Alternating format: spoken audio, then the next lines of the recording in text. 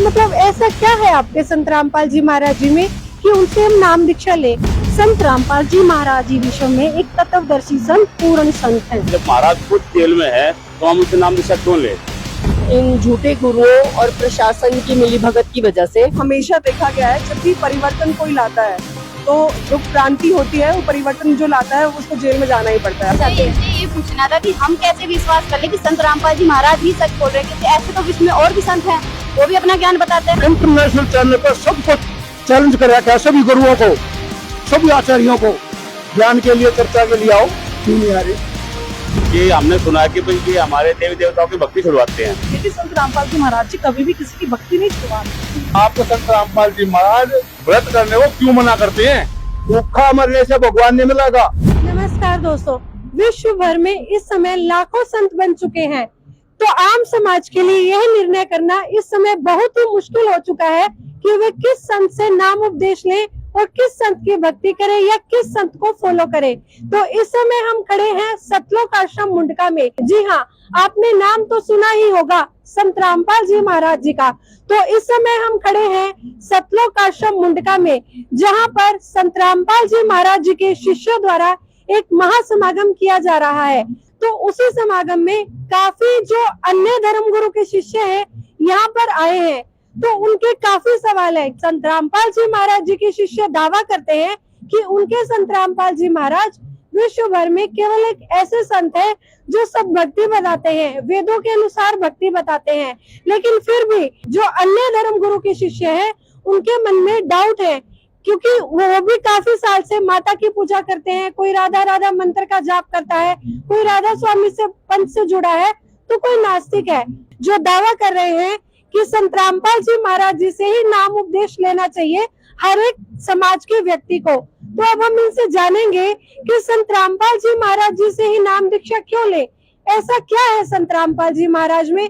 तो चलिए अब हम अपनी डिबेट स्टार्ट करते हैं और जानते हैं संत रामपाल जी महाराज जी के आश्रम में जो अन्य शिष्य आए हैं उनके क्या सवाल है, क्या वो जानना चाहते हैं, उनको यहाँ पर आकर कैसा लगा। तो आज का हमारा टॉपिक है संत रामपाल जी महाराज जी से ही नाम उपदेश क्यों ले। तो चलिए अब हम बढ़ते हैं संत रामपाल जी महाराज जी के श्रद्धालुओं की तरफ और जानते हैं इनसे कि संत रामपाल जी महाराज जी से ही नाम उपदेश क्यों ले। मैम नमस्कार। नमस्कार मैडम। देखिए काफी मतलब डाउट है, मतलब कहते हैं आप सब संत रामपाल जी महाराज जी के शिष्य हैं जो दावा करते हैं कि संत रामपाल जी महाराज जी से नाम दीक्षा ले। तो मतलब ऐसा क्या है आपके संत रामपाल जी महाराज जी में कि उनसे हम नाम दीक्षा ले? क्या है ऐसा संत रामपाल जी महाराज जी में? और सबसे पहले तो आप एक संत की पहचान क्या होती है, एक संत की पहचान बताइए। हाँ जी मैडम, आपने जैसे पूछा कि एक संत की पहचान क्या होती है। एक संत की पहचान जो हमारे परमात्मा जी ने बताई है, 4 वेद 6 शास्त्र कह 18 बोध। जो संत चारों वेदों 6 शास्त्रों और सभी धर्मों के शास्त्रों के अनुसार सतभक्ति बताता है, वो पूर्ण संत होता है, वो तत्वदर्शी संत होता है, जिसके बारे में गीता में भी बताया गया है। संत रामपाल जी महाराज जी विश्व में एक तत्वदर्शी संत, पूर्ण संत हैं। दर्शकों, संत रामपाल जी महाराज के अनुयायी पवित्र गीता जी के जिन श्लोकों के आधार पर यह कह रहे हैं कि संत रामपाल जी महाराज ही पूर्ण संत हैं, तो चलिए देखते हैं क्या वाकई में संत रामपाल जी महाराज ही वही तत्वदर्शी संत हैं जिसका जिक्र गीता जी के श्लोकों में किया गया है। दर्शकों, गीता अध्याय 15 श्लोक 1 में उस तत्वदर्शी संत की पहचान बताई गई है।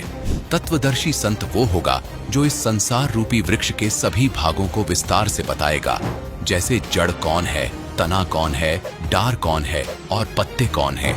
इनको विस्तार से बताने वाला ही तत्वदर्शी संत होगा। देखिए, गीता अध्याय 15 श्लोक 1 में कहा है कि आदि पुरुष परमेश्वर रूप मूल वाले, ब्रह्म रूप मुख्य शाखा वाले संसार रूपी पीपल के वृक्ष को अविनाशी कहते हैं। वेद जिसके पत्ते कह गए हैं, उस संसार रूपी वृक्ष को जो पुरुष मूल सहित तत्व से जानता है, वह वेद के तात्पर्य को जानने वाला है, अर्थात वह तत्वदर्शी संत है। दर्शकों, गीता जी के इस श्लोक के अनुसार देखते हैं कि क्या वाकई संत रामपाल जी महाराज ने संसार रूपी वृक्ष को कभी अपने सत्संग प्रवचनों में विस्तार से दिखाया है। चलिए देखते हैं। श्री मद् भगवत गीता अध्याय नंबर 15 के श्लोक नंबर 1 से 4 में एक निष्कर्ष दिया है। जैसे श्रीमद् भगवद गीता अध्याय नंबर 4 के श्लोक नंबर 32 और 34 में स्पष्ट किया था कि उसमें कहा गया है कि 32वें श्लोक में कहा है कि अर्जुन, यज्ञों की जानकारी, यानी यज्ञ माने धार्मिक अनुष्ठान साधनाओं की जानकारी सच्चिदानंद घन ब्रह्म यानी उस परम अक्षर ब्रह्म के मुख कमल से उच्चरित वाणी में वो बोली गई है, वो तत्व ज्ञान है, उसमें विस्तार से कही गई है। और उसके जानने के बाद फिर पूर्ण मोक्ष प्राप्त हो जाता है। चौथे अध्याय के 34वें श्लोक में कहा कि वो तत्व ज्ञान जो सच्चिदानंद घन ब्रह्म यानी सत्य पुरुष अकाल मूर्त स्वयं अपने मुख कमल से आकर बोलता है, वो तत्व ज्ञान है। और उस तत्व ज्ञान को तू तत्वदर्शी संतों के पास जाकर समझ, उनको दंडोत प्रणाम करने से, कपट छोड़कर प्रश्न करने से, सरलतापूर्वक प्रश्न करने से वो तत्वदर्शी संत तुझे उस तत्व ज्ञान का उपदेश करेंगे। इसे सिद्ध हो गया कि गीता ज्ञान दाता ना तो उस अपने से अन्य किसी परमात्मा के बारे में जानकारी दे रहा है, और उस ज्ञान से वो गीता ज्ञान दाता भी परिचित नहीं है। तो उस तत्व ज्ञान का जो तत्वदर्शी संत से पूछने को कहा है, उसकी पहचान बताइए 15वें अध्याय के प्रथम मंत्र में, कि जो संत इस उल्टे लटके हुए संसार रूपी वृक्ष के यानी ऊर्ध्व मूलम अधः शाखम, ऊर्ध्व मूलम अधः शाखम अश्वत्थम प्राहु अव्यम, ऊपर को जड़ वाला नीचे को शाखा वाला, ऊर्ध्व मूलम अधः शाखम अश्वत्थम प्राहु अव्यम छंदासी यस्य प्रणानी ये तम वेद स वेदवित।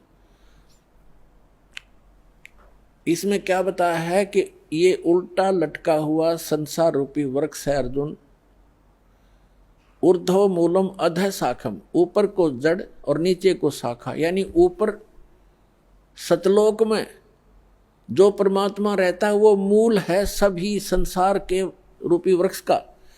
और जैसे पूरे वृक्ष को, पूरे पौधे को, पूरे पेड़ को आहार कहाँ से मिलता है? मूल से प्राप्त है, जड़ से।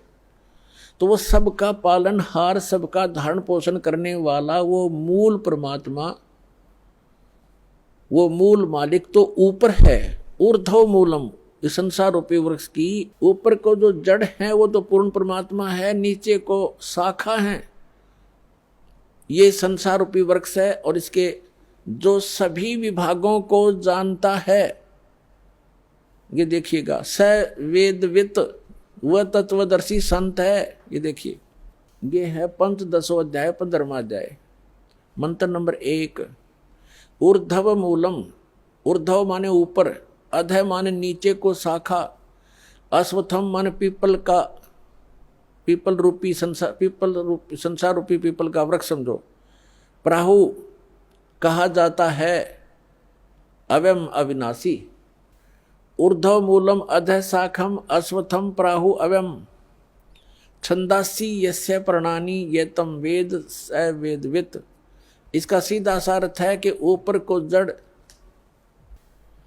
ये संसार रूपी वृक्ष का एक चित्र जानो, ऊपर को जड़ और नीचे को शाखा वाला है, ये संसार रूपी वृक्ष है। और जो संत जड़ से लेकर, मूल से लेकर तना, मोटी डार, शाखा और पत्तों तक बता देगा, स वेदवित, वो तत्वदर्शी संत है। अभी दास ने सत्संग के प्रारंभ में कहा था, तुम साहेब तुम संत हो, तुम सतगुरु तुम हंस, गरीब दास तेरे रूप बिना और न दूजा अंश। रामानंद जी ने कहा था कि हे परमात्मा, तुम साहेब तुम भगवान हो, तुम साहेब तुम संत, और तुम सतगुरु तुम हंस हो। सतगुरु माने तत्व ज्ञान, यथार्थ ज्ञान बताने वाले भी आप ही हो। तो उस परमात्मा ने, सच्चिदानंद घन ब्रह्म ने अपनी अमृतवाणी में इन सभी सदग्रंथों का ज्ञान पहले ही बोल रखा है। सतगुरु के लक्षण कहूँ मधुरे बैन विनोदे, 4 वेद 60 शास्त्र वो कहे 18 बोधे। सतगुरु के लक्षण, सतगुरु की एक पहचान ये भी है कि सभी सदग्रंथों का ज्ञाता होता है वो, तो वो परमात्मा स्वयं ही थे। 600 वर्ष पहले कहा था, अक्षर पुरुष एक पेड़ है निरंजन, सर पुरुष वाकी डारे, तीनों देवा शाखा हैं ये पात रूप संसारे। खुद भगवान ने अपने द्वारा रची सृष्टि को आप ही बताया था कि अक्षर पुरुष एक पेड़ है। अभी दास ने बताया था गीता अध्याय नंबर 15 के श्लोक 16 और 17 में 3 पुरुष हैं, सर पुरुष, अक्षर पुरुष और परम अक्षर पुरुष। तो यहाँ परमात्मा ने अक्षर पुरुष से शुरू किया, क्योंकि जो मूल मालिक है वो परम अक्षर ब्रह्म है, वो तो जड़ है संसार रूपी वृक्ष की, वो गुप्त होता है। जड़ें हिडन होती हैं, पृथ्वी में छुपी रहती हैं और सब काम वहीं से हो रहा है। तो ऐसे वो परमात्मा तो प्रोक्ष है, गुप्त है। उसने परमात्मा ने अपने को छोड़कर इस सेंटेंस, इस वाणी में अक्षर पुरुष, ज्योति निरंजन सर पुरुष और तीनों देवता रजगुण ब्रह्मा सतगुण विष्णु तमगुण शिव जी और पत्तों की जानकारी इस वाणी में दिया। का क्या कहा है कबीर, अक्षर पुरुष एक पेड़ है। ये देखो, अक्षर पुरुष एक पेड़ है, सर पुरुष कहो इसको, निरंजन कहो, सर पुरुष वहाँ की डार और तीनों देवा शाखा है पात रूप संसार। तो वो परमात्मा सतगुरु थे और खुद वो सत्ता ज्ञान देने के लिए आते ही आते हैं, ये वेद बताते हैं। अब उन्होंने क्या बताया है देखिएगा, परमात्मा ने यहाँ से स्टार्ट किया है, अपने को छुपा कर कहा है अक्षर पुरुष एक पेड़ है, जो जमीन से बाहर दिखाई देता है वो सारा वृक्ष कहलाता है। अक्षर पुरुष एक पेड़ है, ये तना, ये सर अक्षर पुरुष समझो, और सर पुरुष वा की डार, ये मोटी डार, और तीनों देवा शाखा हैं पाते रूप संसारे। अब यहाँ परमात्मा ने स्पष्ट कर दिया, अपने को छुपा दिया कि अक्सर वो मूल मालिक तो है ही, वो दास भेज दिया ये बताने के लिए कि जड़ कौन है, वो परम अक्षर ब्रह्म है। ये देखिएगा इस चित्र के अंदर ये लिखा है स्पष्ट, ये देखो, ये मूल है, पूर्ण ब्रह्म कहो, परमेश्वर कहो, और ये है परम अक्षर ब्रह्म, ये परम अक्षर ब्रह्म है। ये जड़ जो है ये परम अक्षर ब्रह्म को समझो, ये मूल है उस संसार रूपी वृक्ष की। और वो है कौन, ये देखिएगा इधर, पूर्ण ब्रह्म कबीर साहेब, ये कबीर परमेश्वर परम अक्षर ब्रह्म है, ये है संसार रूपी वृक्ष की जड़। और ये अक्षर पुरुष एक पेड़ है, सरपुरुष वा की डार और तीनों देवा शाखा है ये पात्र। अब हम आते हैं श्रीमद् भगवद गीता के अध्याय नंबर 15 के श्लोक नंबर 1 पर। ऊर्ध्व मूलम अधः शाखम। गीता ज्ञान दाता ने केवल इतना बताया है, ऊपर को जड़ नीचे न शाखा वाला ये संसार रूपी उल्टा लटका हुआ संसार रूपी वृक्ष समझो, पीपल का वृक्ष रूप। और छंदासी यस्य प्रणानी, यस्य माने इसके, छंद माने विभागों को, सब भागों को, पार्ट्स को, यह तम वेद, इसके पत्ते आदि जो छंद हैं, इसके विभाग हैं, उनको जो जानता है, उस अज्ञान अंधकार में छपे हुए इस संसार रूपी वृक्ष के सभी विभागों को जो जानता है, स वेदवित, वह वेद के तात्पर्य को जानने वाला है, वो तत्वदर्शी संत है। देखना पंचदशो अध्याय 15वां अध्याय श्रीमद् भगवद गीता का। आदि पुरुष परमेश्वर मूल वाले। अब यहाँ इन्होंने गड़बड़ कर दिया, यहाँ तो ठीक लिख दिया, यहाँ लिख दिया अधः शाखम, ब्रह्मा रूप मुख्य शाखा वाले, ये गलत कर दिया। अधः माने नीचे शाखा वाले लिखना था। अब देखो ये 2 नंबर मंत्र है गीता का 15वें अध्याय का, इसमें अधः 2 बार लिखा है अधः, और इसका अनुवाद इन्होंने किया यहाँ पर देखो, अधः माने नीचे और अधः माने नीचे। तो यहाँ शर्मा गई है, इनका ज्ञान तो था। और ऊर्ध्व माने ऊपर, ऊर्ध्व माने ऊपर, सर्वतर नहीं, ऊपर, ऊर्ध्व माने ऊपर, ऊर्ध्वम ऊपर, ऊपर जड़ और नीचे अधः माने नीचे। तो यहाँ प्रथम मंत्र में 15वें अध्याय का अब यहाँ लिखना था ऊर्ध्व मूलम, ऊपर को मूल वाला, वो आदि पुरुष परमेश्वर हो तो ठीक है, परम अक्षर ब्रह्म है, ऊपर मूल तो उसकी संसार रूपी वृक्ष की। और अधः शाखम, ये नीचे को शाखा वाला, जैसा भी आपको दिखा था, ये है ये ऊर्ध्व मूलम अधः शाखम। अब गीता ज्ञानदाता ने केवल इतना ज्ञान दिया है कि ऊपर न जड़ और नीचे को शाखा वाला, दैट्स ऑल। ये उल्टा लटका हुआ ये संसार रूपी वृक्ष जानो। अब इस और जो इसके सब विभाग बताएगा सवेदवित, वो तत्वदर्शी संत है। ये देखना अध्याय नंबर 15 का पंचदशो अध्याय 15वां अध्याय का और मंत्र नंबर 1। ऊर्ध्व मूलम अधः शाखम अश्वत्थम प्राहु अव्यम छंदासी यस्य प्रणानी ये तम वेद स वेदवित। इसके पत्तों, प्रणानी माने पत्ते, आदि पुरुष परमेश्वर मूल वाले। यह लिखना था नीचे शाखा वाले, ऊपर को जड़ वाला नीचे शाखा वाला। संसार रूपी पीपल के वृक्ष को अविनाशी कहते हैं। और वेद, छंद माने वेद नहीं होता, छंद माने विभाग भी होता है। छंद, छंदी, अच्छा छंद जिसके पत्ते कहे गए इसका अर्थ है।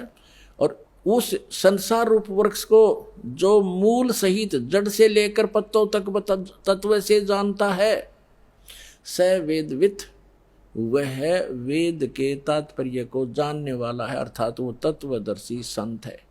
यह पहचान बताती है। अब परमात्मा ने स्वयं आकर बताया है कि अक्षर पुरुष एक पेड़ है, सरपुरुष वाकी डार और तीनों देवा शाखा, ये पात रूप संसार। वो मूल कौन है? वो खुद मालिक जो रचने वाला है। जीव धर्मबोध के अंदर परमात्मा ने लिखा है कि गुरु के लक्षण 4 बखाना। जो गुरु होगा उसमें 4 गुण होंगे। जो मेरे द्वारा भेजा हुआ जो मेरा दास होगा उसके विशेष गुण ये होंगे। गुरु के लक्षण 4 बखाना, यानी 4 गुण बताता हूं। प्रथम वेद शास्त्र को ज्ञाना, उसके पास वेद सदग्रंथों का कंप्लीट ज्ञान होगा। और दूसरे हरि भक्ति मन कर्म वाणी, यानी वो केवल वक्ता जिज्ञासु नहीं होगा, वो भक्ति खुद भी करेगा और सारे संसार से भी भक्ति कराएगा। और तीसरे समदृष्टि कर जानी। और तीसरा उसमें ये गुण होगा कि सभी को एक समान दृष्टि से व्यवहार करेगा, एक जैसा सबको बर्ताव करेगा, समदृष्टि होगा। और चौथे वेद विधि सब कर्मा है। चौथे उसका जो कर्म होगा, चौथा जो लक्षण होगा उसमें उसके सभी जो कर्म होंगे वेद के अनुसार होंगे, उसी अनुसार उसकी साधना होगी, उन्हीं में प्रमाणित होंगे। और ये 4 गुरु गुण जानो मर्मा, कहते उस गुरु के अंदर ये 4 गुण होंगे। इस मर्म को, इस गुप्त भेद को पहचान लेना। तो ये तत्वदर्शी संत अब ये दास है इस पृथ्वी पे और सब सदग्रंथों से प्रमाणित है कि ये लक्षण होते हैं संत के। दर्शकों, संत रामपाल जी महाराज के इन आध्यात्मिक प्रवचनों से यह तो स्पष्ट हो गया कि संत रामपाल जी महाराज ही तत्वदर्शी संत हैं, क्योंकि केवल संत रामपाल जी महाराज ही एकमात्र ऐसे संत हैं जिन्होंने गीता अध्याय 15 के श्लोक 1 में वर्णित संसार रूपी वृक्ष को जड़ से लेकर पत्तों तक विस्तार से बताया है। अर्थात यह सिद्ध होता है कि संत रामपाल जी महाराज ही तत्वदर्शी संत हैं। अब आपका एक क्वेश्चन था इसी के अंदर कि संत रामपाल जी महाराज से ही क्यों नाम दीक्षा लिया, उन्हीं से क्यों जुड़े। आज वर्तमान में मैं मोटा एक एग्जांपल दूंगी। भक्ति तो बहुत दूर की छोड़िए, सबसे पहले एक इंसान को यहाँ के जो सुख चाहिए होते हैं, शारीरिक, मानसिक, आर्थिक, तो संत रामपाल जी महाराज जो हमें वेदों शास्त्रों के अनुसार, यानी according to way of our holy books, जो वर्शिप बताते हैं उसके अनुसार जो हम भक्ति करते हैं उससे हमें शारीरिक, मानसिक और आर्थिक सभी लाभ होते हैं। उनके अनेकों इतने शिष्य हैं जिनके लाखों ऐसी लाइलाज बीमारियां जो उनसे नाम दीक्षा लेने मात्र से ही ठीक हो गई थी, जो कि डॉक्टरों ने बिल्कुल मना कर दिया था। सेकंड, समाज में आज इतनी बुराइयां फैल चुकी हैं। संत रामपाल जी महाराज एक समाज सुधारक का भी काम करते हैं। जो 600 वर्ष पहले कबीर परमेश्वर ने टंके की चोट पर दोनों धर्मों को लताड़ते हुए कहा था कि दोनों धर्मों की ही जो कमियां थी उनको बताना, सेम वही कार्य संत रामपाल जी महाराज कर रहे हैं। वो बताते, वो आज दहेज प्रथा जो जिसके कारण अनेकों बेटियों के पिता को, माता पिता को चिंता हो जाती है, हमारी बेटी बड़ी होगी कैसे दहेज देंगे। भ्रूण हत्या, लड़कियों की कि लड़की हो गई, अनेकों ऐसे सामाजिक कार्य कर रहे हैं जिनसे हाँ, समाज में सुधार होता जा रहा है। उनका तो एक भी अनुयायी ना दहेज लेता है, ना देता है, और ना ही किसी भी प्रकार का कोई नशा या और अन्य सेवन करते, इसलिए जो कि समाज में एक बहुत शुद्ध समाज का निर्माण संत रामपाल जी महाराज कर रहे हैं। तो देखा आपने, संत रामपाल जी महाराज जी के शिष्यों का कहना है कि संत रामपाल जी महाराज वेदों के अनुसार भक्ति बताते हैं। तो चलिए अब हम चलते हैं, जो अन्य धर्म गुरु के श्रद्धालु यहाँ पर आए हुए हैं उनसे जानते हैं वो किस पंथ से जुड़े हैं और यहाँ पर आकर उनको कैसा लगा, और संत रामपाल जी महाराज के बारे में उनके क्या विचार है। सर नमस्कार। राम जी।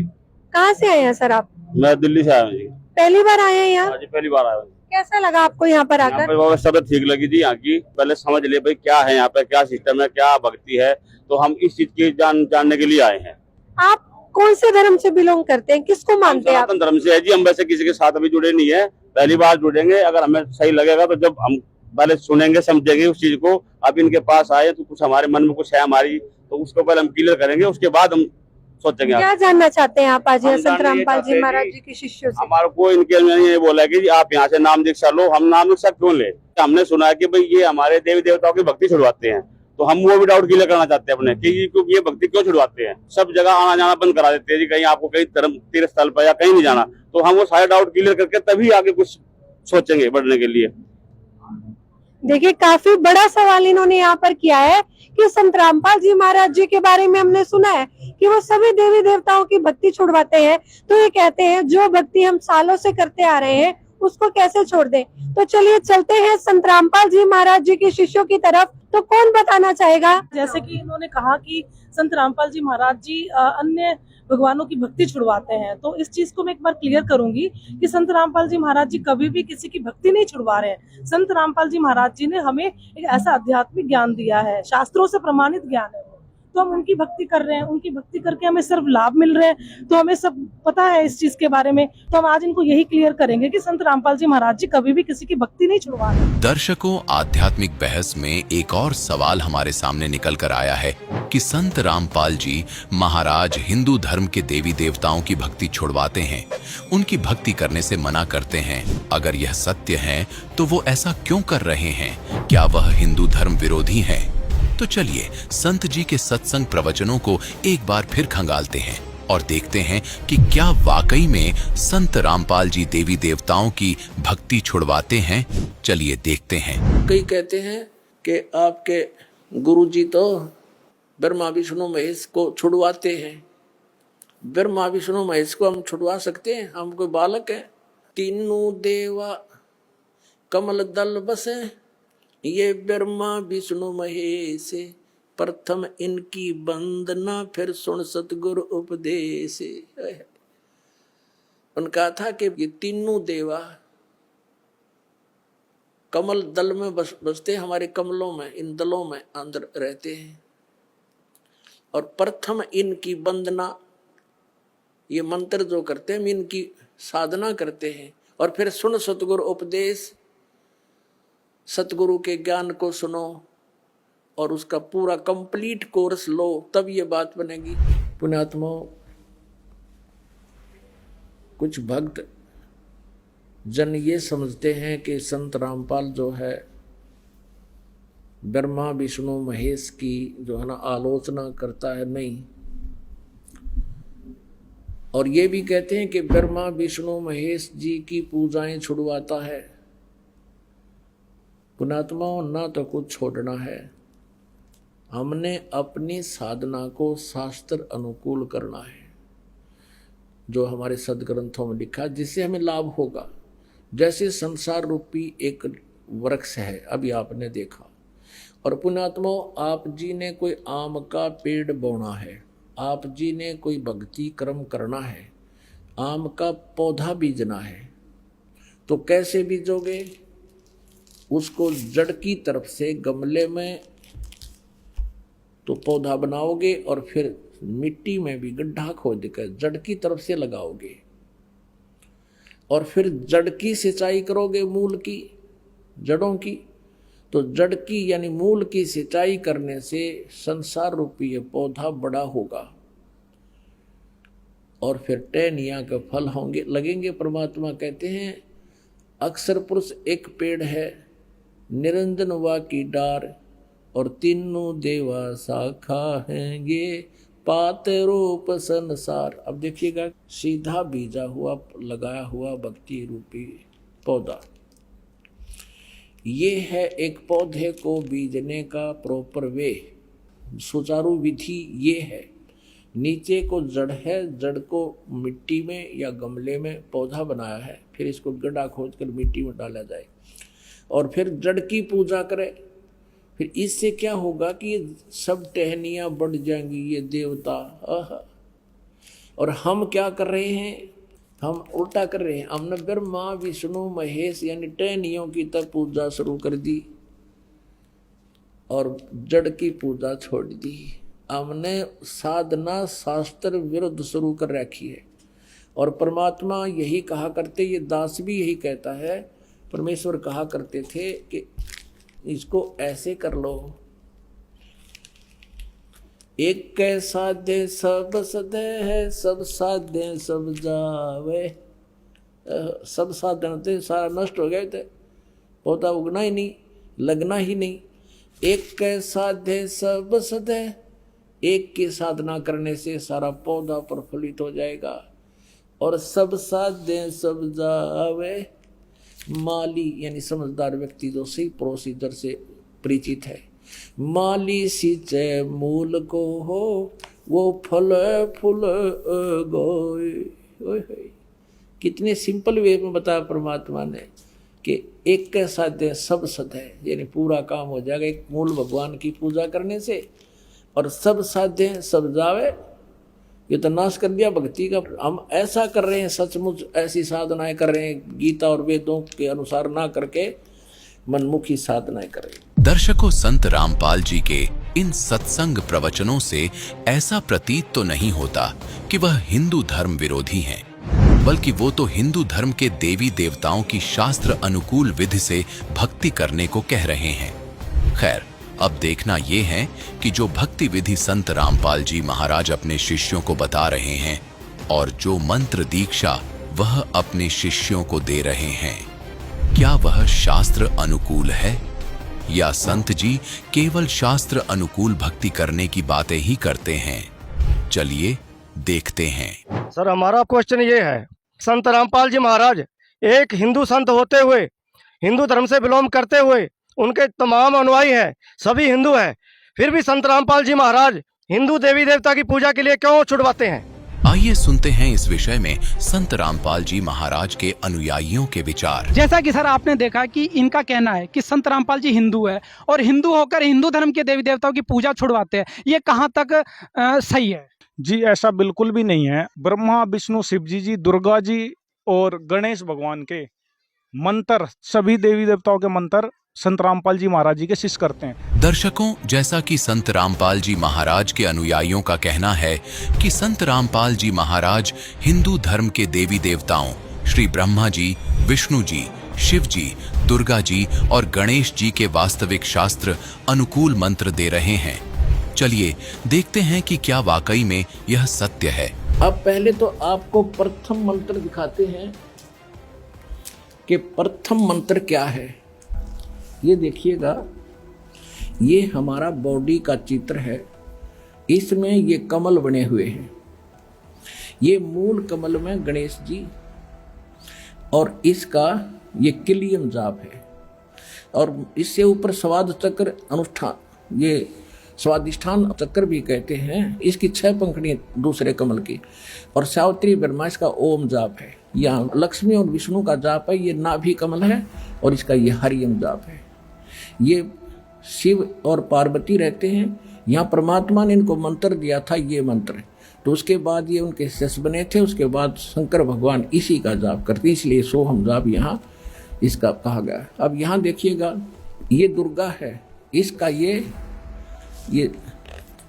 16 पंखुड़ियों का कमल है, कंठ के अंदर है और ये इनका जाप है।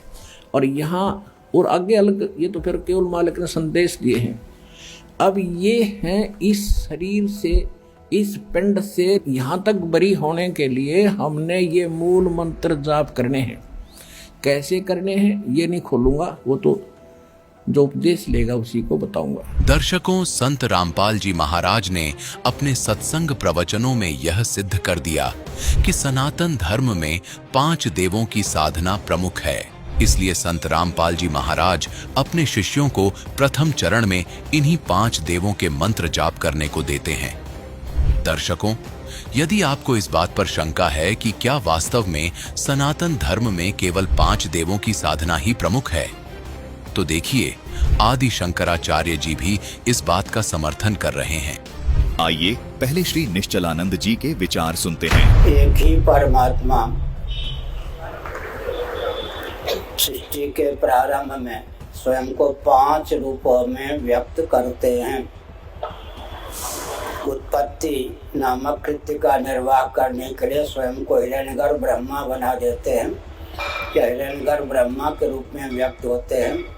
स्थिति नामक कृत्य का पालन, रक्षण नामक कृत्य का निर्वाह करने के लिए वे विष्णु के रूप में, श्रीमन नारायण के रूप में स्वयं को प्रकट करते हैं।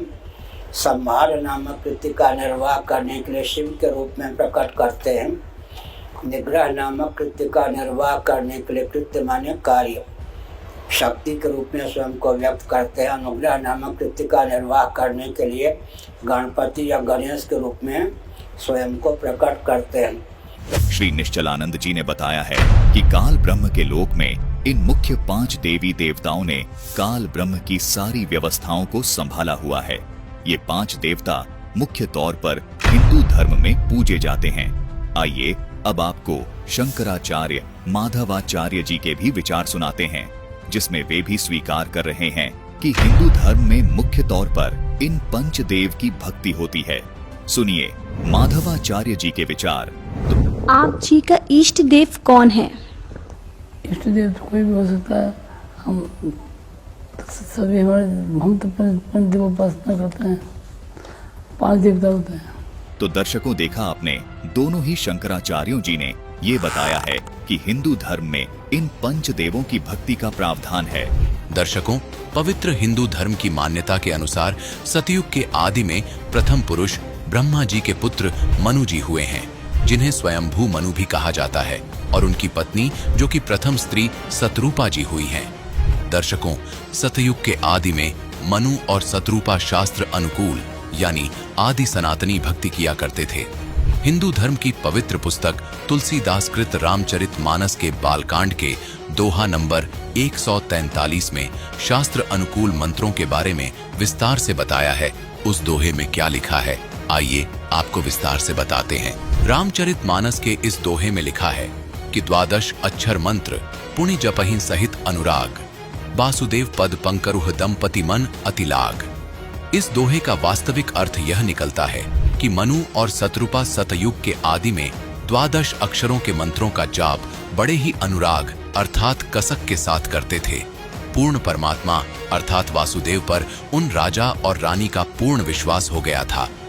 दर्शकों, पूर्ण परमात्मा वासुदेव सतयुग में मुनींद्र रूप में आए स्वयं कबीर साहिब जी ही थे, जिसकी वास्तविक जानकारी हमारी एक और वीडियो सनातनी पूजा के पतन की कहानी संत रामपाल जी महाराज की जुबानी भाग 3 में देख सकते हैं, जिसका लिंक हमने नीचे डिस्क्रिप्शन बॉक्स में दिया हुआ है।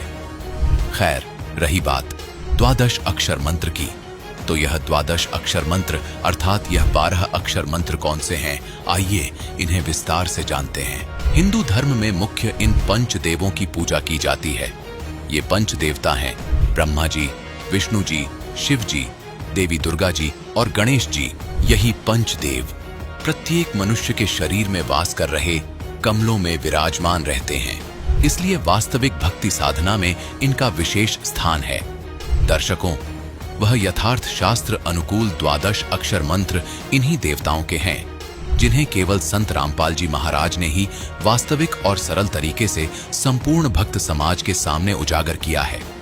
दर्शकों, मनु और सतरूपा सतयुग के आदि में जिन 12 अक्षर अर्थात 12 अक्षरों वाले मंत्रों का जाप किया करते थे, वह मंत्र इन्हीं 5 देवताओं के यथार्थ मंत्र हैं, जो कि इस प्रकार हैं। दर्शकों, मनु और सतरूपा जी सतयुग के आदि में पंचदेव के यथार्थ मंत्रों का जाप करते थे, जिन मंत्रों को संत रामपाल जी महाराज भी प्रथम दीक्षा के समय में अपने शिष्यों को देते हैं।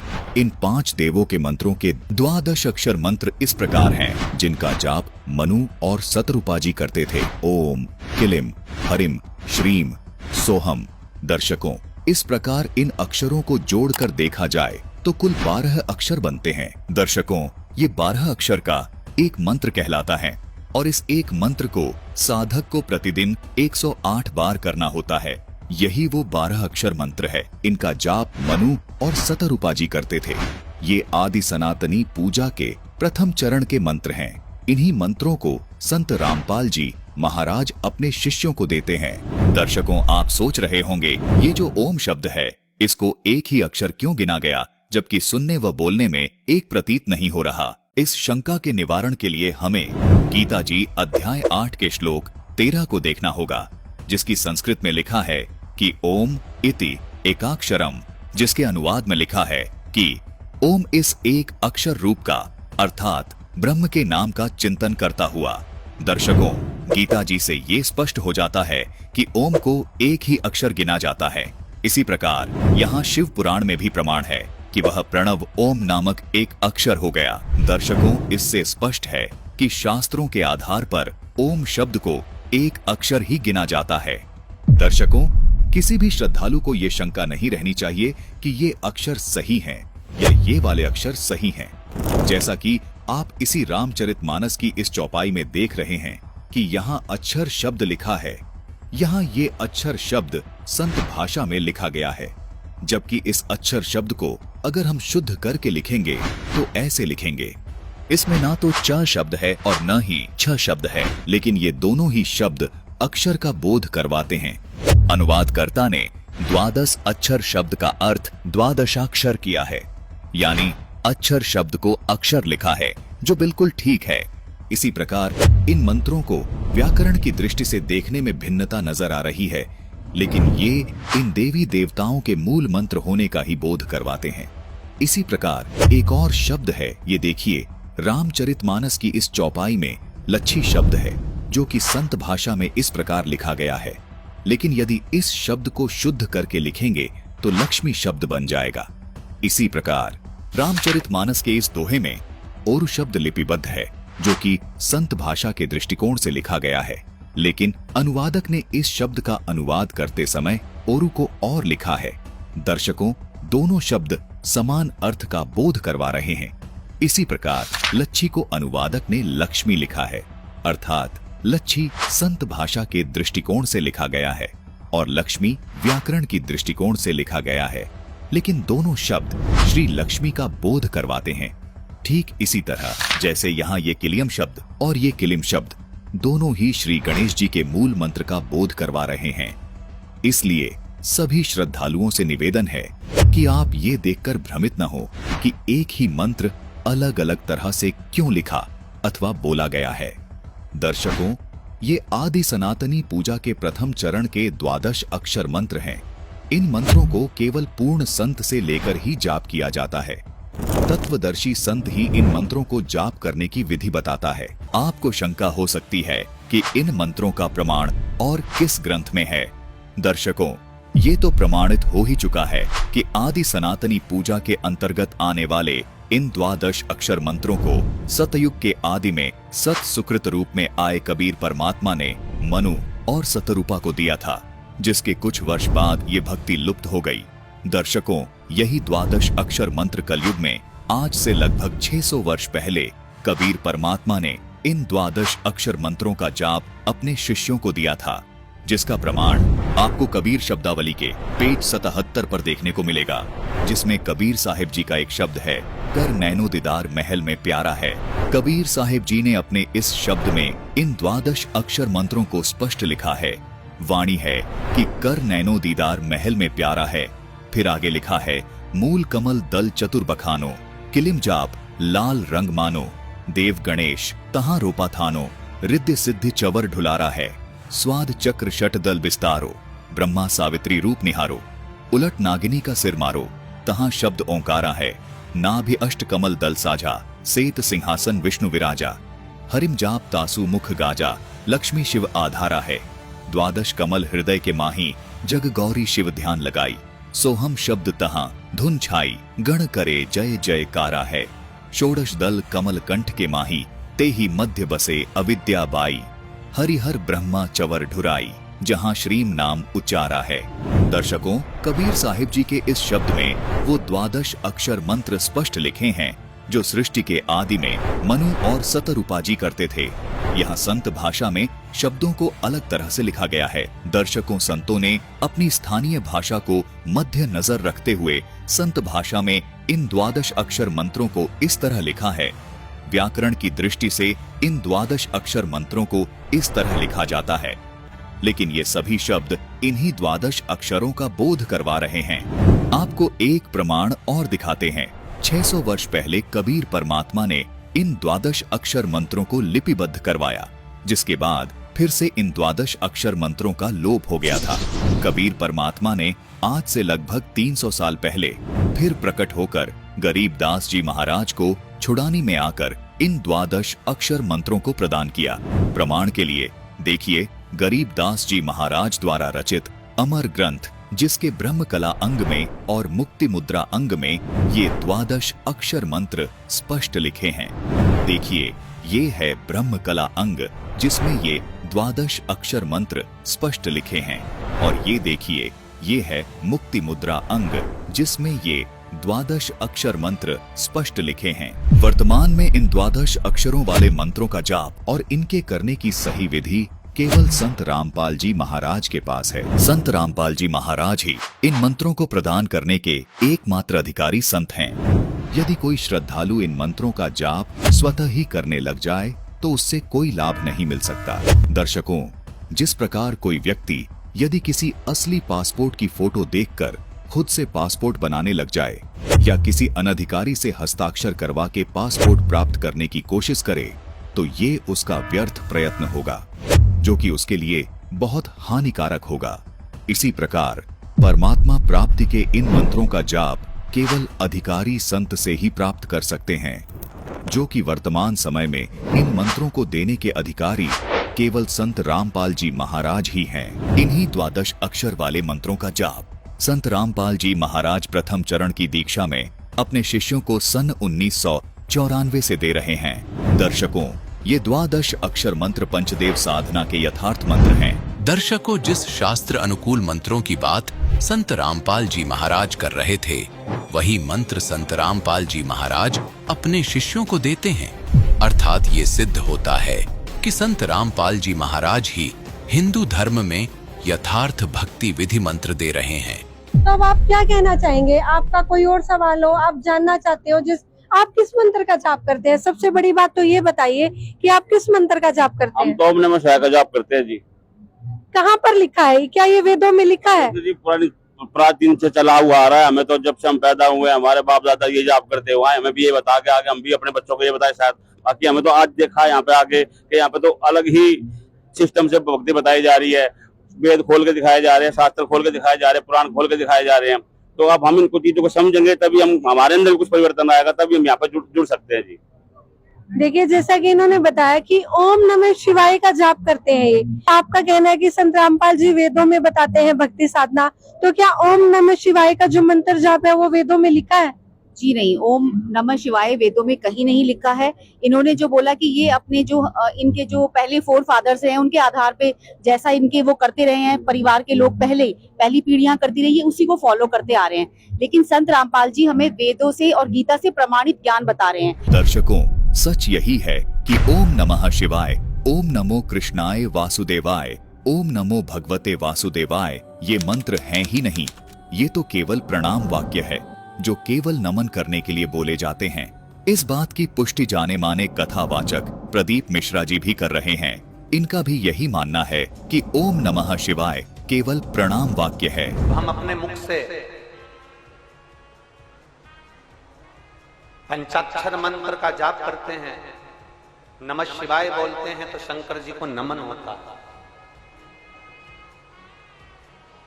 जब हम अपने मुख से षडाक्षर मंत्र का जाप करते हैं, ओम नमः शिवाय कहते हैं, तो शिव जी को प्रणाम होता है। दर्शकों, अभी आपको कथावाचक पंडित गिरी बापू जी के विचार भी सुनाते हैं। उनका भी यही कहना है कि ओम नमः शिवाय मंत्र नहीं है, ये केवल प्रणाम वाक्य है। उन्होंने तो ओम नमः शिवाय का अर्थ भी बताया है, सुनिए। ओम नमः शिवाय मंत्र का अर्थ क्या है? ओम का अर्थ है समस्त ब्रह्मांड, अनंत कोटि ब्रह्मांड। नमः का अर्थ है नमस्कार। शिव का अर्थ है कल्याण।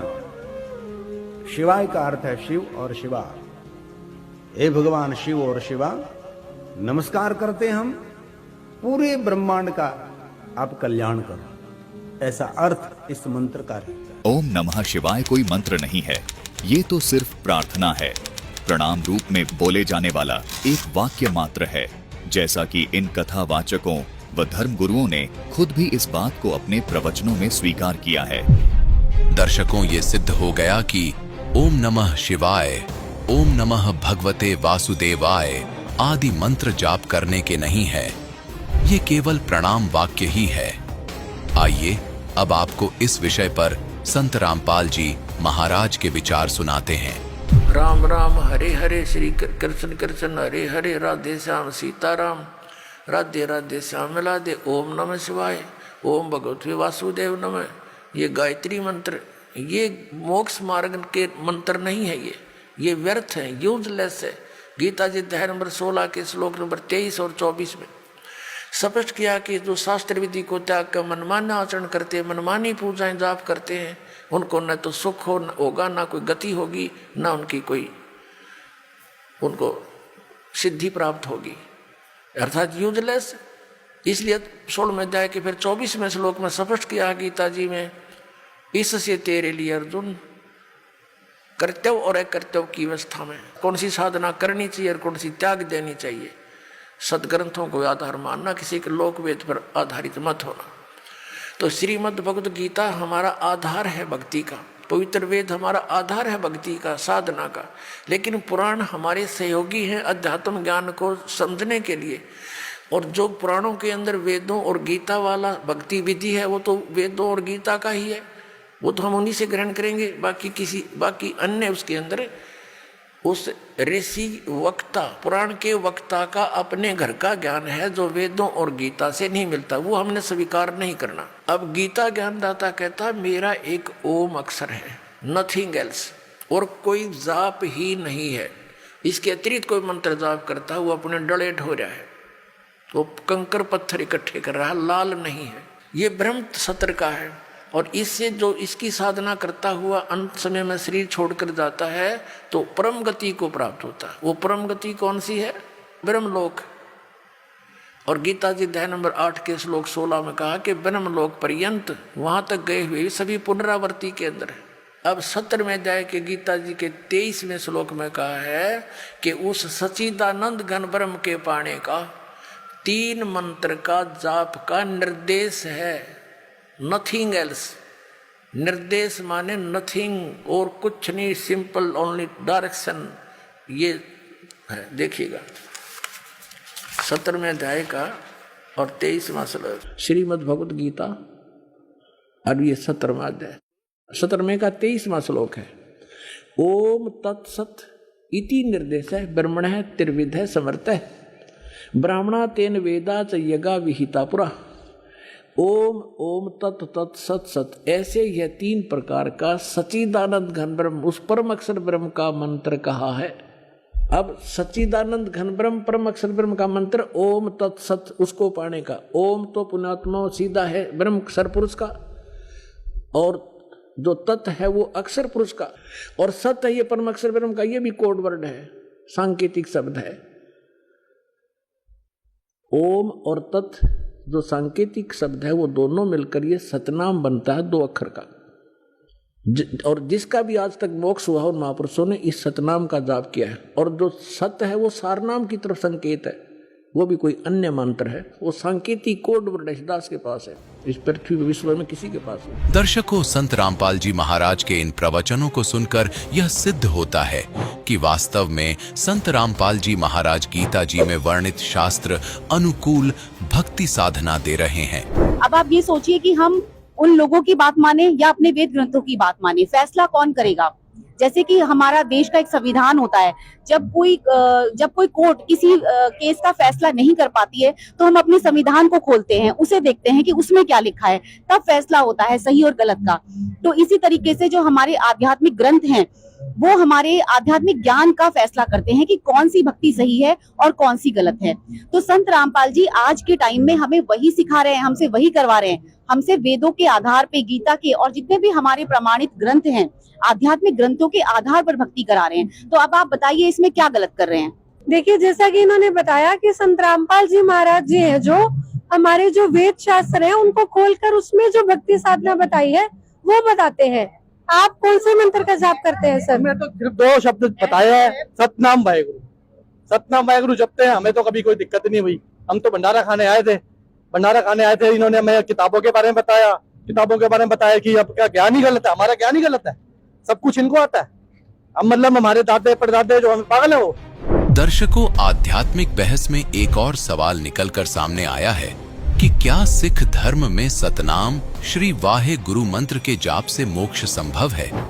चलिए देखते हैं कि इस विषय पर संत रामपाल जी के अनुयायियों का क्या कहना है।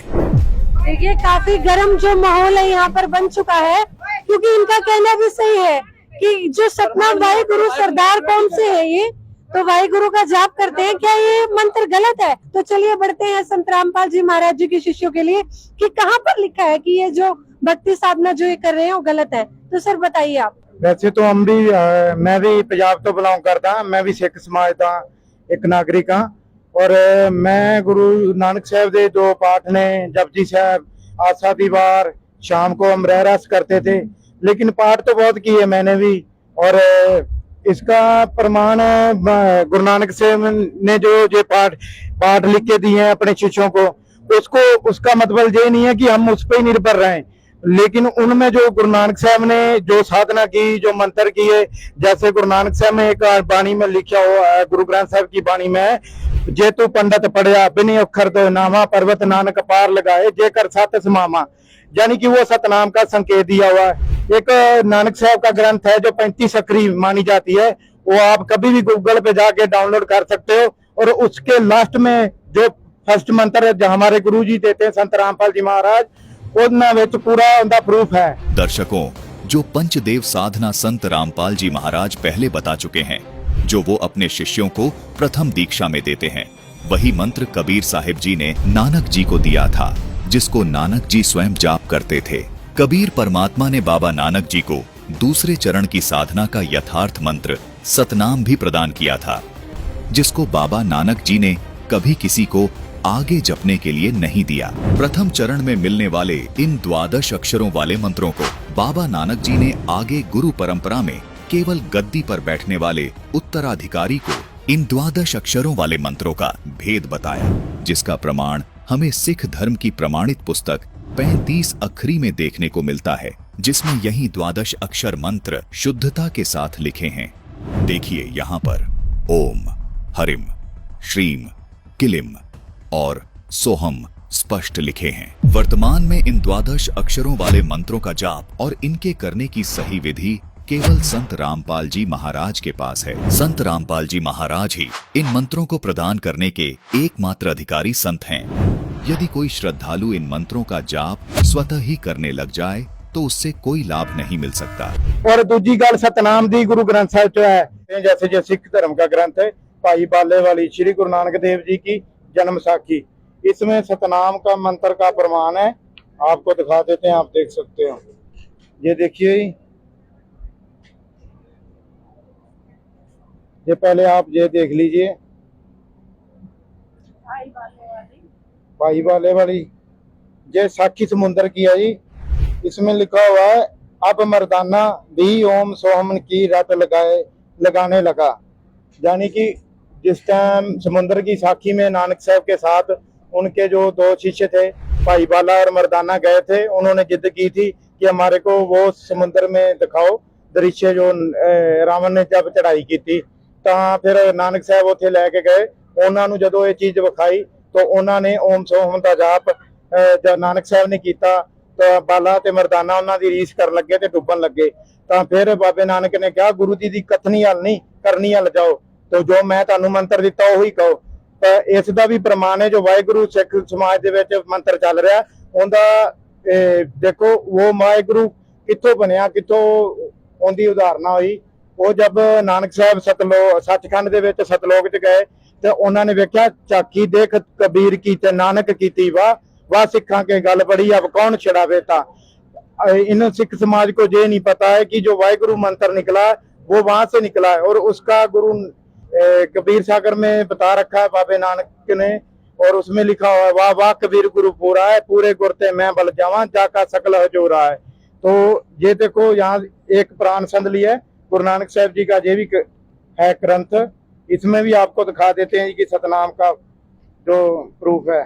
ये देखिए ये प्राण संधली, श्री गुरु नानक देव जी की प्राण संधली। प्राण हम उसको मानते हैं जो किसी की बॉडी हो उसको हम प्राण कहते हैं। तो ये नानक साहब की बॉडी को दोबारा सिख समाज उसको ऐसे पूछता है। तो इसमें लिखा हुआ साध संगत मिलया मन माना ना मैं ना ओम सोम जाना। नानक साहब ने भी कह दिया कि मैंने ओम सोम सतनाम का मंत्र जापा है। तो आपको कभी भी ये कोई भी भाई सिख समाज से जो रिलेटेड हैं वो देख सकते हैं।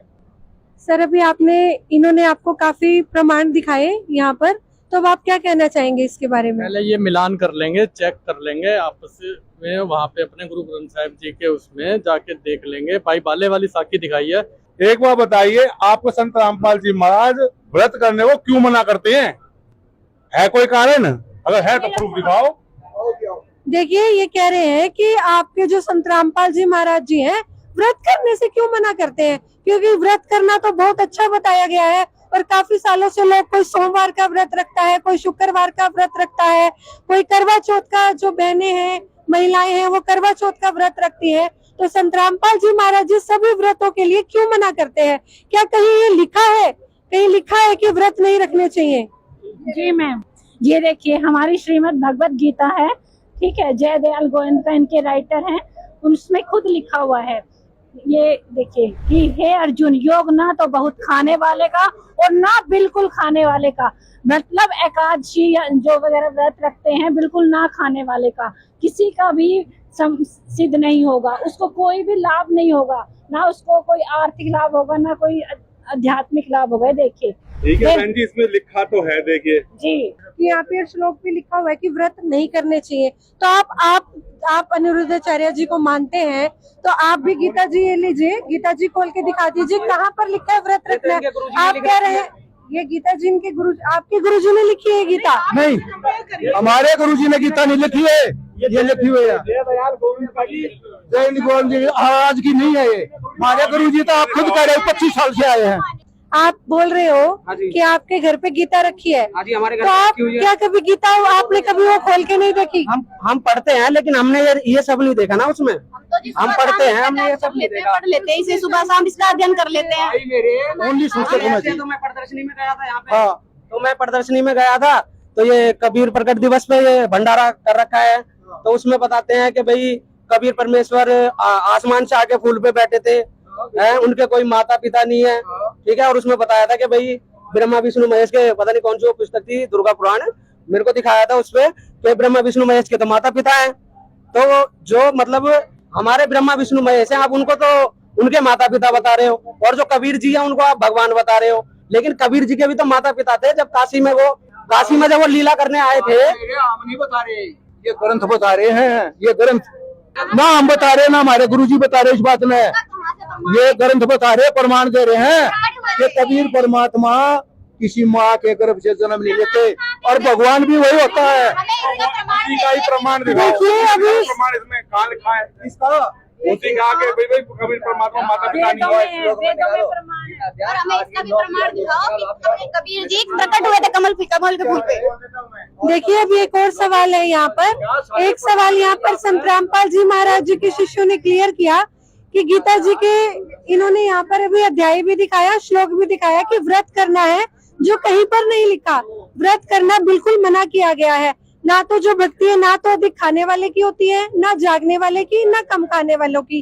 तो अब इनका दूसरा सवाल ये है कि जो कबीर जी हैं कहाँ पर लिखा है जो कबीर है वो लहरतारा तालाब पर जो है वहां पर वो प्रकट हुए थे, उन्होंने किसी माँ के गर्भ से जन्म नहीं लिया था। इनका ये सवाल है।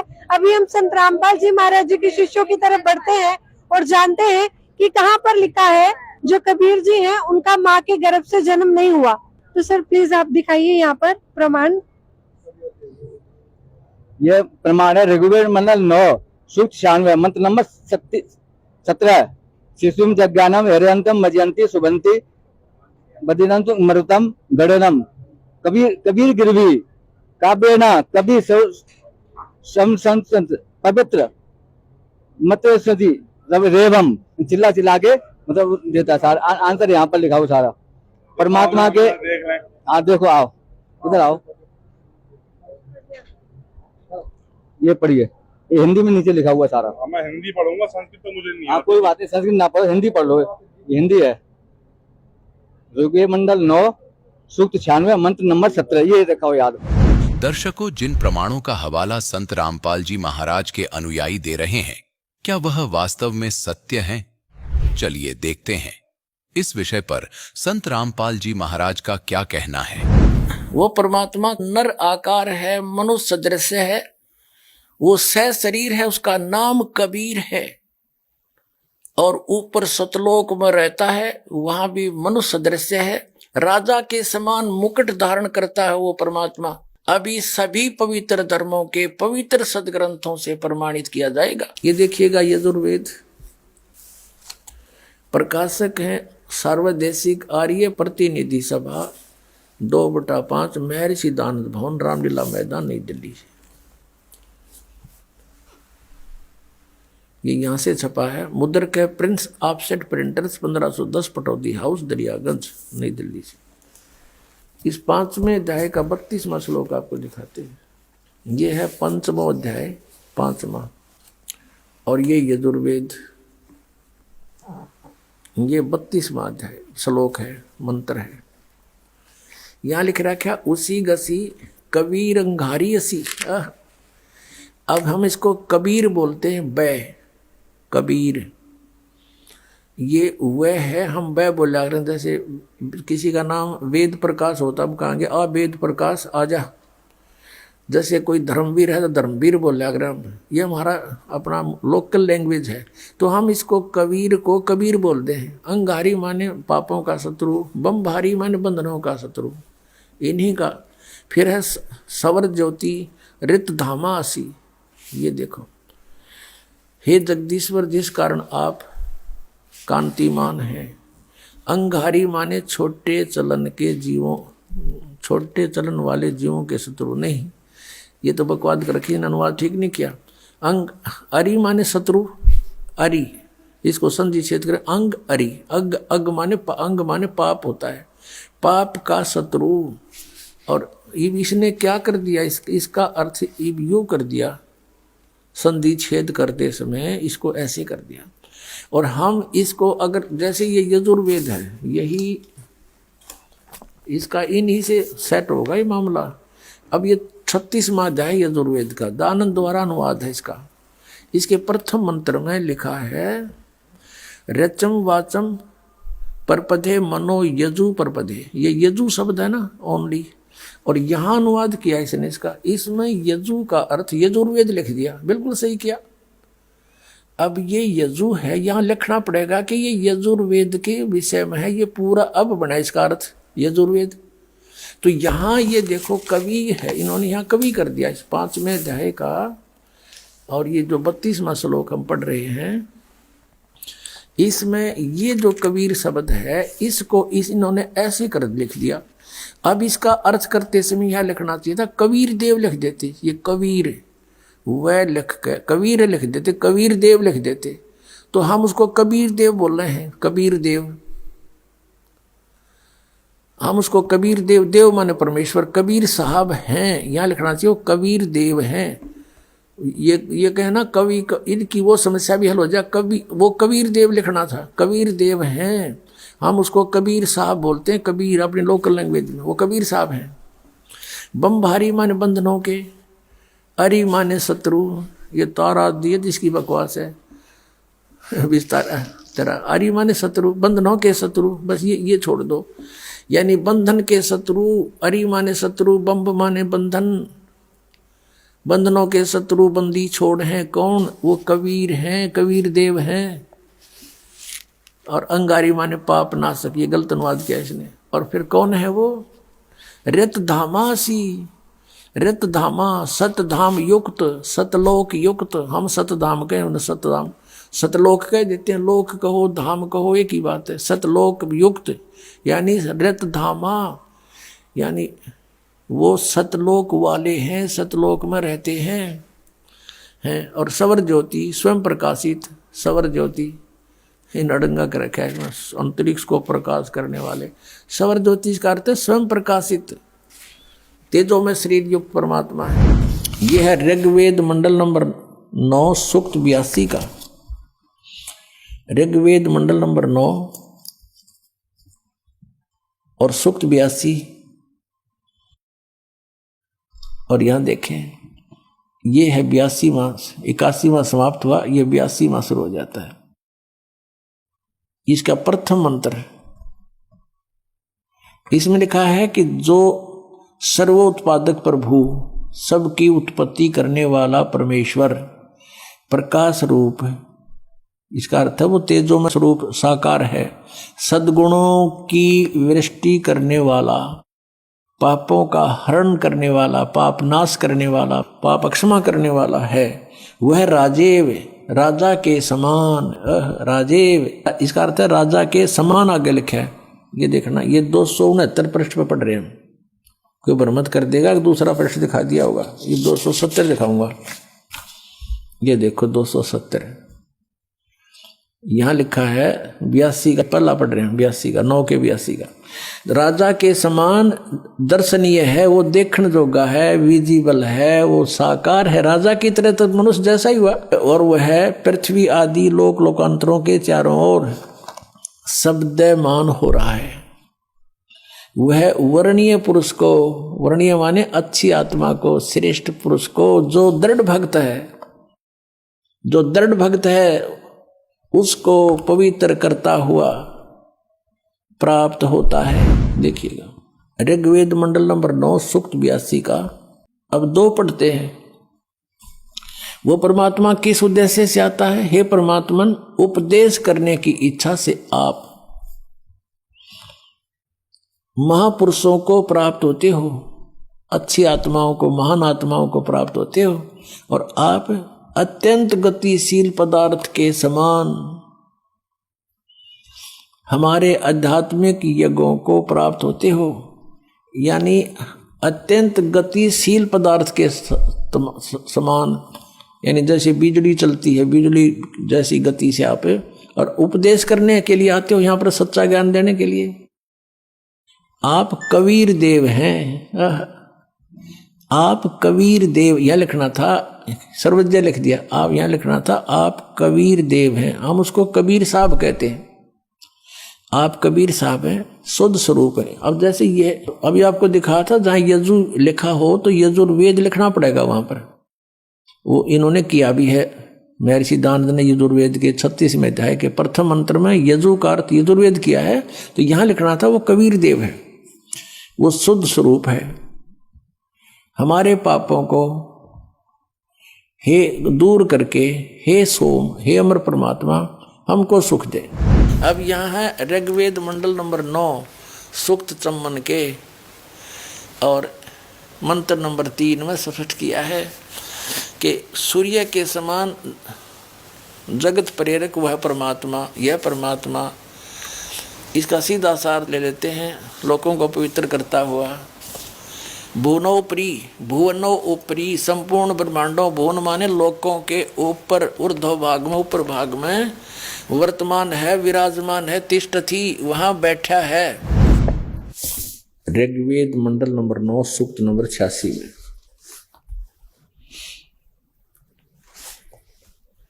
और 26 मंत्र ये क्या बताता है कि यज्ञ करने वाले यजमानों के लिए परमात्मा, यज्ञ माने धार्मिक अनुष्ठान, शास्त्र अनुकूल करने वाले यजमान माने भक्तों के लिए परमात्मा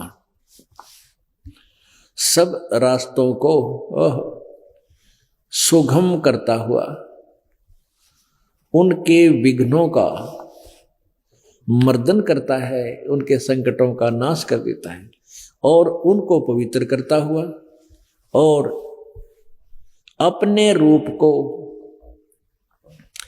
यानी साकार है ना भगवान इनके शब्दों में, अपने रूप को सरल करता हुआ वह कांति में परमात्मा सर्वज्ञ लिखा। कवि, हम इसको कबीर देव, वो कबीर देव विद्युत के समान यानी बिजली की तरह क्रीड़ा करता हुआ वर्णीय पुरुषों को, श्रेष्ठ आत्माओं को, अच्छी आत्माओं को प्राप्त होता है, मिलता है। कहाँ रहता है वो?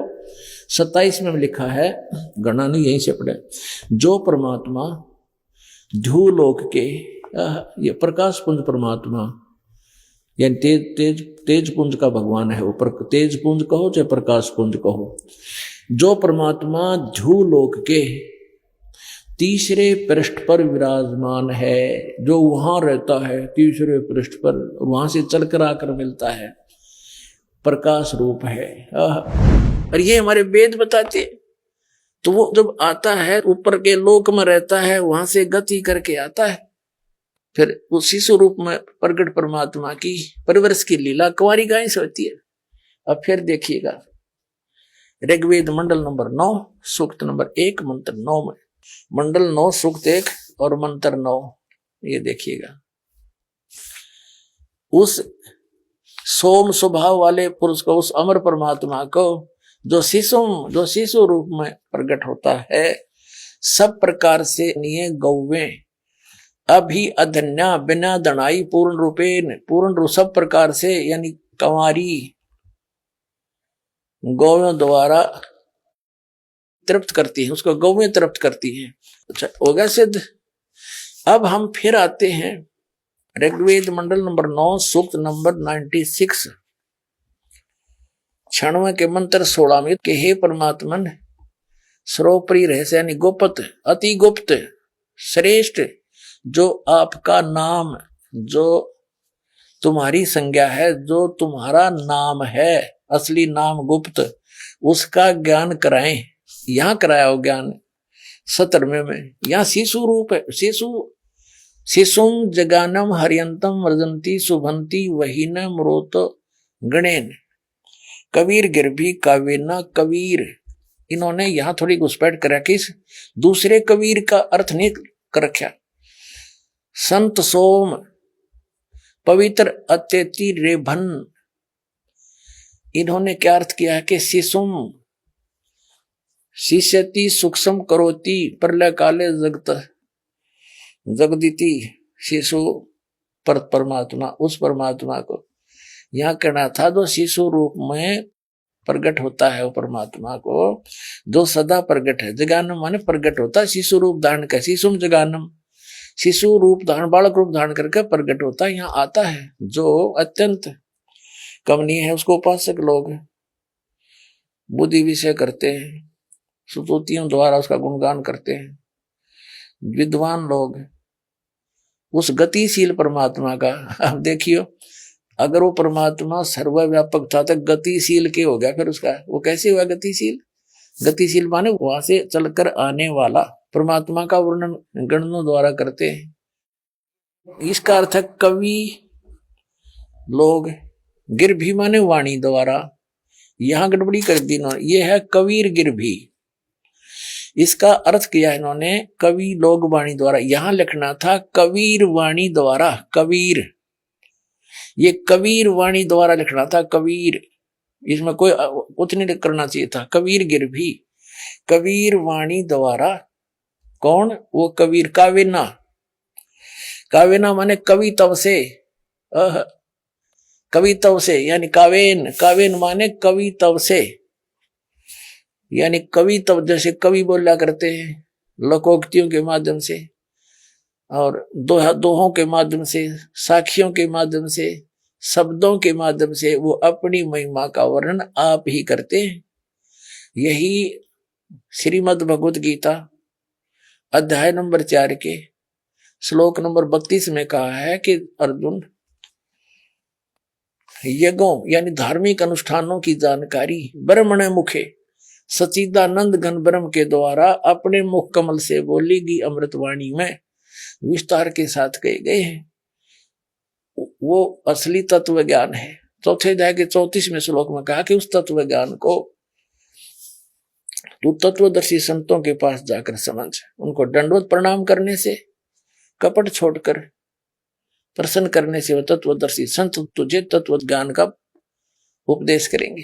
तो यहाँ वही है कि वो परमात्मा कविताओं से, अपने मुख कमल से बोल बोल कर कविताओं के माध्यम से बोलता फिरता है, जिस कारण से वो एक प्रसिद्ध कवि की भी उपाधि प्राप्त कर लेता है। लेकिन वो होता है भगवान जो संत रूप में आता है, वो कबीर देव नाम है उसका। ये देखिएगा, ये अनुवाद है इनका, इसमें ब्रैकेट में है वह संस्कृत के शब्द। इसमें देखो, शिशु, जगानम, अर्यंतम, मर्जंती, शुभंती, मरुतः, गणेन, वहीन, कबीर, ये एक कवि लिखा, कबीर, गिरभी, काव्यना, कविताओं से, सोम, पवित्रम, अत्यति, यानी इस कबीर का कितना नाम नहीं। इससे सारा ही प्रकरण चेंज हो गया। ईबदास बताओगे इसका क्या अर्थ है कि वो शिशु रूप में जो प्रकट होता है, आता है जानबूझकर विशेष सुनियोजित योजना अनुसार, तो वो परमात्मा शिशु रूप में प्रकट होता, धीरे धीरे फिर बचपन से ही बड़े बड़े विद्वानों की छक्के छुड़ा देता है और वो अपने कविताओं से, अब दिखाएंगे वेद में, आगे देखो ऋग्वेद मंडल नंबर 9 सूक्त 96 का मंत्र हमने 17 पढ़ लिया। इसमें है कबीर गर्भी काव्यना कवि संत सोम पवित्र अत्यति रेभन, रेभन माने गरजता हुआ, गरजता हुआ, अनूची आवाज में बोलता है, कविताओं से स्तुति करते हैं नहीं। और वो कबीर देव अमर परमात्मा होता है। सोम माने अमर परमात्मा है, अमर, इन्होंने गलत कर रखा है। यही देखो इधर, ये इसी ऋग्वेद मंडल नंबर 9 96 के मंत्र 13 में सोम माने अमर परमात्मा, जहां ये विचलित हो गए वहां तक गड़बड़ कर दी। यहां परमात्मा ना लिखा, सोम माने सोम स्वरूप, वो बात हुई है। अमर परमात्मा वो कबीर संत सोम, वो परमात्मा अमर परमात्मा कबीर नाम है उसका, कबीर होता है काव्यों द्वारा पवित्रता के साथ पवित्र अमृतवाणी ऊंचे स्वर में बोलकर बोलता है, कविताओं से बोलता है, वो कबीर गिरभी कबीर वाणी द्वारा बोलता है। अब 18वें में देखिएगा, इस 18वें को पढ़ने से पहले इसका सारांश बताते हैं। देखो गीता अध्याय नंबर 15 के श्लोक नंबर 16 और 17 में 3 पुरुष हैं। पुरुष कहो, प्रभु कहो, परमात्मा कहो, राम कहो, ब्रह्म कहो। एक सरपुरुष है, सरपुरुष 21 ब्रह्मांड का स्वामी है, ये ब्रह्म है। फिर दूसरा अक्षर पुरुष है जिसको परब्रह्म भी कहते हैं, वो 7 संग ब्रह्मांड का प्रभु है और दोनों नासवान है। और इन दोनों के ही अंतर्गत जितने प्राणी इनके लोकों में धाम में, वो भी नासवान है। जीवात्मा किसी की मरती नहीं, वो तो गधे की भी ना मरती। गीता अध्याय नंबर 15 के श्लोक नंबर 17 में कहा कि उत्तम पुरुषत्व ने परमात्मा इति उदाहरते हैं।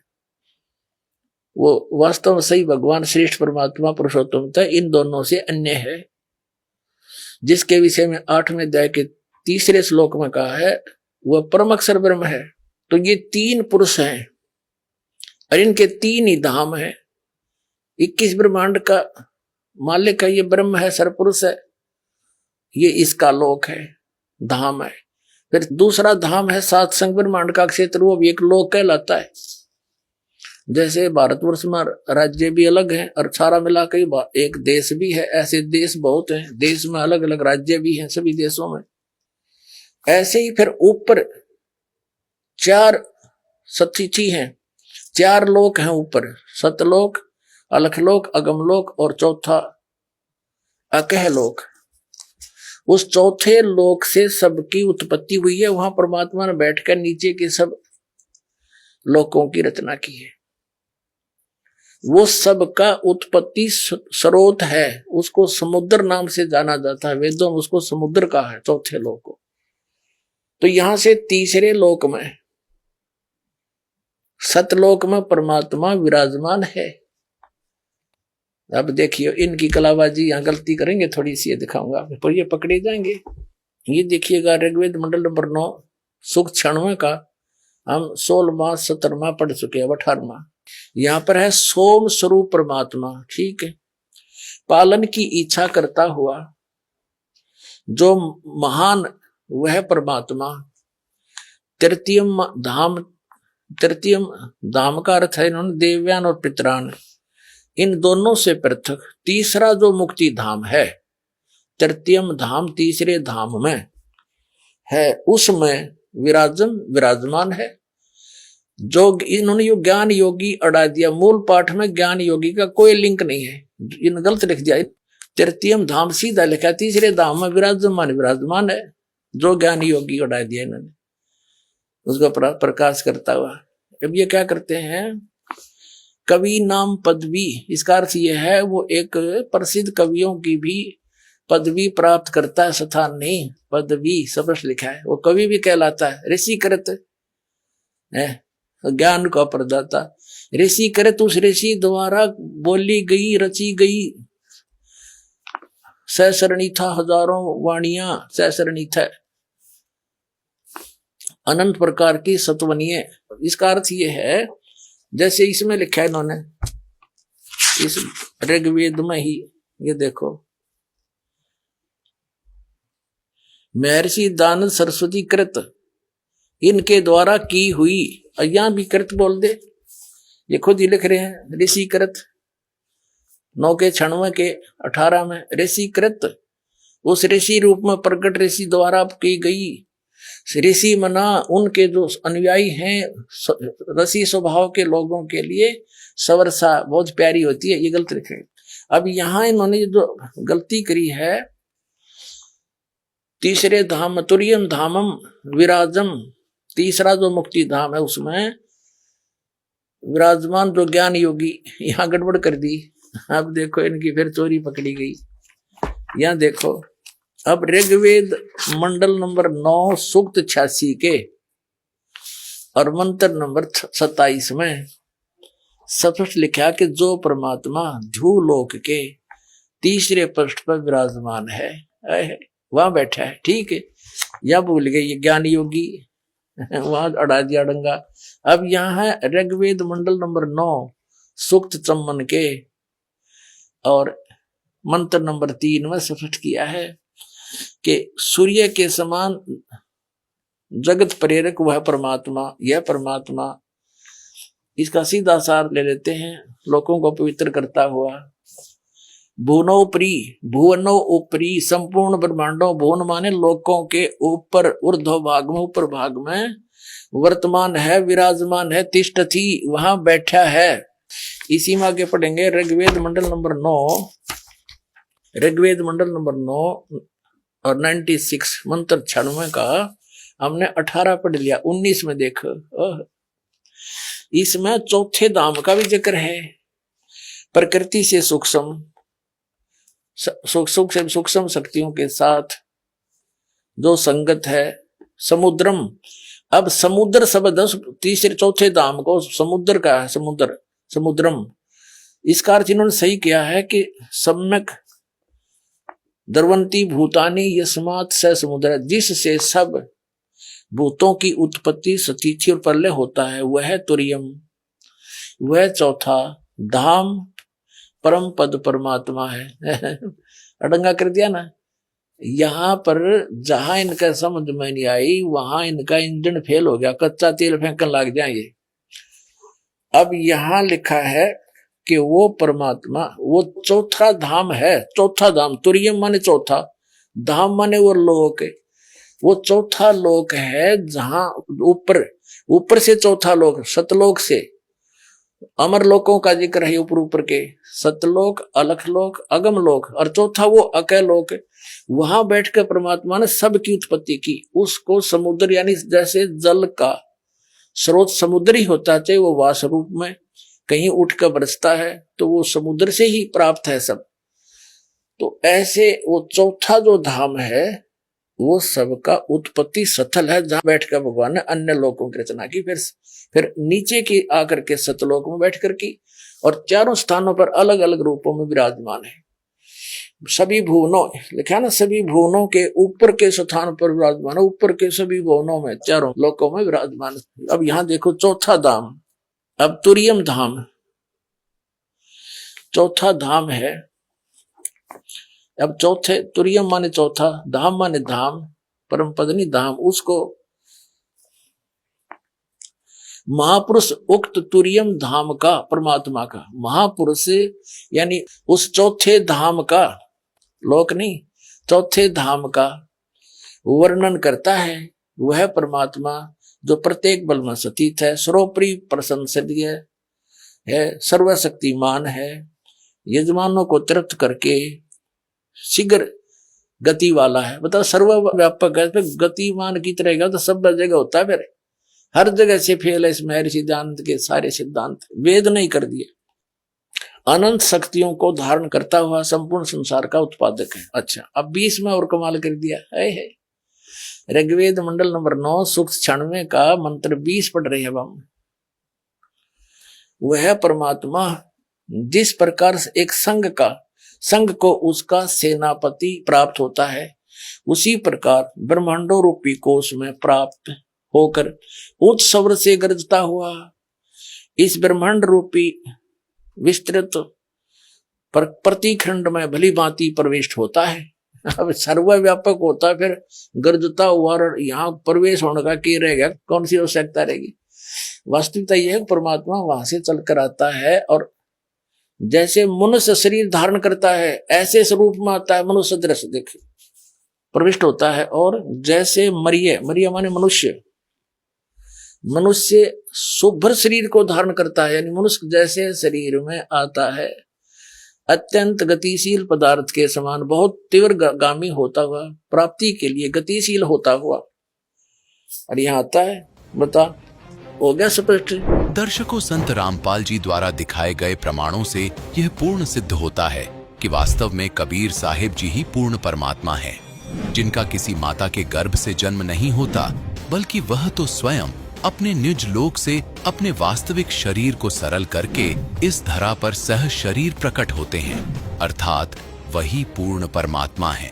मैं भी ऋग्वेद लेकर के आऊंगा, ठीक है जी, और मैं उससे प्रमाण करके देखूंगा कि क्या है क्या नहीं है, मेल जोल मिलेगा तो ठीक है, नहीं तो कोई बात नहीं। दर्शकों, आपने इस आध्यात्मिक डिबेट में देखा संत रामपाल जी महाराज ही तत्वदर्शी संत हैं, और संत रामपाल जी महाराज किसी देवी देवता की भक्ति नहीं छुड़वाते, अपितु उनकी भक्ति शास्त्रों के अनुसार करवाते हैं। और इस डिबेट में आपने ये भी देखा कि किसी भी मनमाने मंत्र के जाप से मोक्ष संभव नहीं है। कौन सी साधना करनी चाहिए, कौन सी नहीं, इसके लिए तत्वदर्शी संत की शरण में जाना पड़ेगा।